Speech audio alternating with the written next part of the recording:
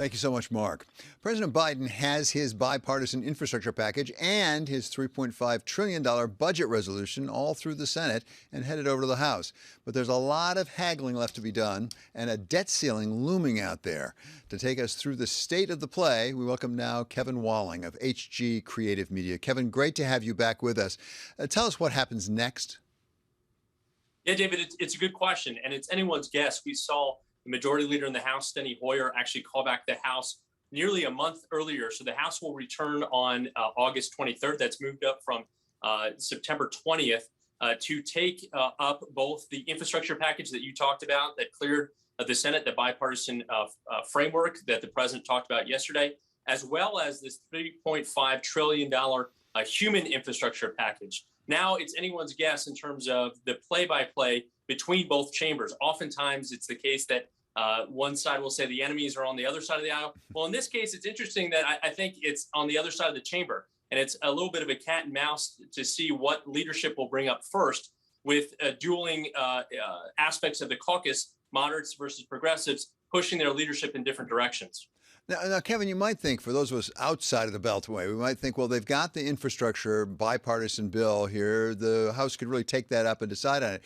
Although Speaker Pelosi has said we don't want to do that unless we have the broader package. Is the budget resolution that passed in the early hours of this morning, is that enough to get that done in the House, or is she waiting for something more from the Senate? Yeah, I think she's looking for something more in the Senate just in terms of what these Senate committee chairs will actually put together as part of that package. So it's really just the instructions to these committee chairs that pass as part of this larger resolution. And now the real work begins. You know, Speaker Pelosi has nearly 100 members of the Progressive Caucus, more of the left flank of my party, that is pushing her in that direction. And their leverage is that bipartisan infrastructure, the hard infrastructure package that you talked about, David. So they're really going to push her, I think, to take up both on a dual track mentality, as you saw Leader Schumer just talk about briefly in his press conference just moments ago. So what are they going to be doing when they come back into session on the House side on the 20th? I mean, what do they take up specifically? Because it sounds like they're not going to vote on the infrastructure until the Senate does some more work. Yeah, it's interesting. It's an interesting question, David. You know, you saw, like I said, Leader Hoyer's dictates to his members to come back in hopes that the Senate has something concrete in terms of that budget resolution. That's the hope, I think, that the House actually takes up something on that budget resolution front the week of the 23rd.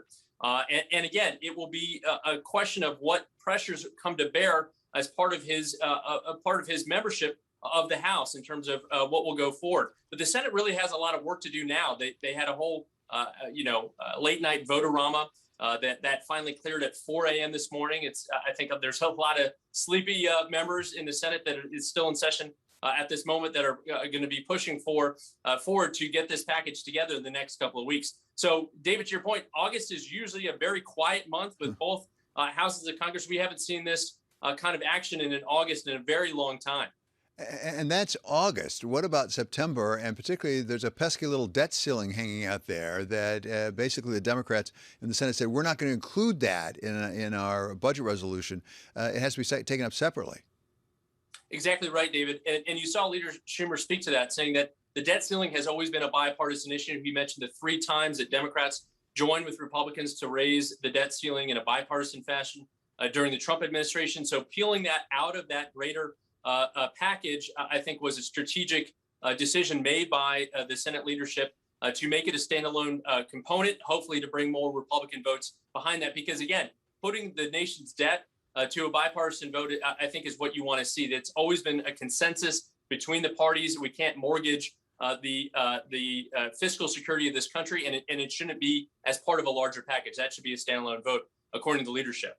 Okay, Kevin, great to have you with us today. Thank you so much for your time. That's Kevin Walling, former Biden spokesman.